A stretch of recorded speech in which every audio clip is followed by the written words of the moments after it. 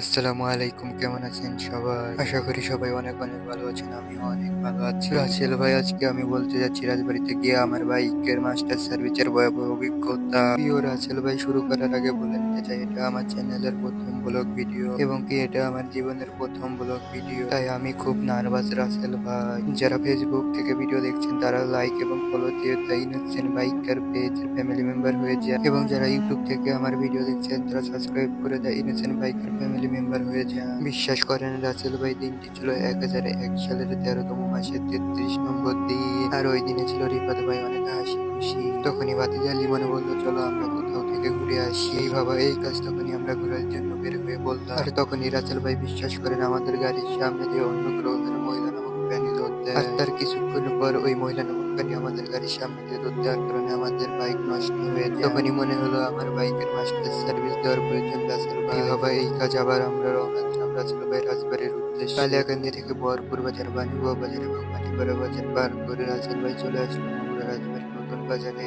এর মাঝে রাসেল ভাই আমাদের ক্যামেরায় ধরা পড়লো কাকা নামক প্রাণী, যাচ্ছিল না লুঙ্গিটি। তারপর রাসেল ভাই নতুন বাজার থেকে রওনা দিলাম রাজবাড়ি সুজুকি শোরুমের উদ্দেশ্যে। আর তখনই রাসেল ভাই চোখে বললো রাস্তার মাঝে আজব দুইটা প্রাণী। দেখতে দেখতে রাসেল ভাই চলে আসলাম রাজবাড়ি সুজুকি শোরুমে। আর তখনই দেখতে পেলাম রাসেল ভাই কোনো এক গুহার ভিতর থেকে মহিলা নামক আজব প্রাণী বের হয়ে আসছে। সাথে সাথে ভাতিজা লিমন ভয়ে ক্যামেরা আমার দিকে ধরলো, আর ওই মহিলা নামক আজব প্রাণীটি আমার পাশ দিয়ে কোথায় যেন চলে গেল। এটা দেখার জন্য মোটেও প্রস্তুত ছিলাম না রাসেল ভাই। তারপর রাসেল ভাই ভাতিজা লিমন আমাকে বললো ঘরের ভিতর নেমে আসতে, আর নেমেই দেখতে পেলাম রাসেল ভাই এখানেই সুজুকি সার্ভিস সেন্টার। তারপর চলে গেলাম রাসেল ভাই সুজুকি সার্ভিস সেন্টারের ম্যানেজারের কাছে। ম্যানেজারকে আমার গাড়ির সকল সমস্যার কথা বলে সার্ভিস বইটা তার কাছে জমা দিলাম। ম্যানেজার সবকিছু চেক করে আমাদের গাড়িটা সার্ভিসের জন্য ভিতরে নিয়ে আসলো। আর তখনই দেখতে পেলাম রাসেল ভাই নিজের গাড়ি অন্যের কাছে দিলে গাড়ির কি অবস্থা হতে পারে। তখনই রাসেল ভাই পাশ থেকে বললো আমাদের গাড়ি সার্ভিস করতে একটু সময় লাগবে। আর এই কথা শুনে ভাতিজা লিমনের হয়ে গেল মন খারাপ। তখন আমরা সিদ্ধান্ত নিলাম রাসেল ভাই আমরা ভোর 5টার খাবার খেয়ে আসি। এই কথা শুনে ভাতিজা লিমন খুশি হয়ে ইয়ো ইয়ো করে বললো চলো।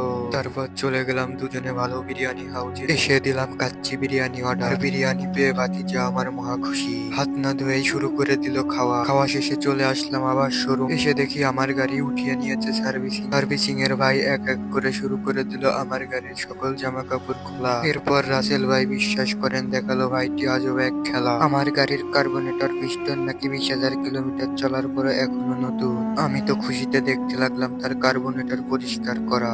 এরপর রাসেল ভাই যা হলো তার জন্য মোটেও প্রস্তুত ছিলাম না। ভাইটি আমাকে বললো সামনের ব্রেক প্যাড এবং পিছনের ব্রেক শু সম্পূর্ণ বাদ। শোরুম থেকেই কিনে নিলাম 1000 টাকা দিয়ে পিছনের চাক্কার ব্রেক শু এবং 700 টাকা দিয়ে কিনে নিলাম সামনের চাক্কার ব্রেক প্যাড। সাথে চেঞ্জ করা লাগলো এয়ার ফিল্টার। এখন ভাইটি আমাদের গাড়ির চেন সাইডটি খুললো। খুলে দেখলো ভিতরে পড়েনি তেমন কোনো ময়লা, কারণ আমি গাড়ি চালিয়েছি পরম যত্নে। যা ময়লা ছিল ভিতরে সব করে দিল ভালোভাবে পরিষ্কার। তারপর এই শীতের ভিতর আমাদের গাড়িটি নিয়ে গেল ওয়াশ করা। সুন্দরভাবে আমাদের গাড়ির সকল কিচ্ছু ভাইটি ওয়াশ করে দিল। এখন যা বলবো রাসেল ভাইয়ের জন্য আপনি মোটেও প্রস্তুত ছিলেন না। সার্ভিসিং এর ভাইটি আমাদের দেখালো বাইকের ট্যাঙ্কিতে শুধু তেল ভরলেই হয় না, এইভাবে মাঝে মাঝে পানিও ভরতে হয়। ওয়াশ শেষে আমাদের গাড়ির আবার সম্পূর্ণ জামা কাপড় পরাতে লাগলো। এরপর হয়ে গেল আমাদের গাড়ি কমপ্লিট। বিশ্বাস করেন রাসেল ভাই, গাড়ি সার্ভিসিং করানোর পরে গাড়ি এতটা স্মুথ হয়ে যাবে তা আমি কখনো ভাবতে পারিনি। এই ছিল রাসেল ভাই আমার রাজবাড়ি গিয়ে গাড়ির মাস্টার সার্ভিস করানোর অভিজ্ঞতা। সকলে ভালো থাকবেন, দেখা হবে আবার নতুন কোনো ভিডিওতে,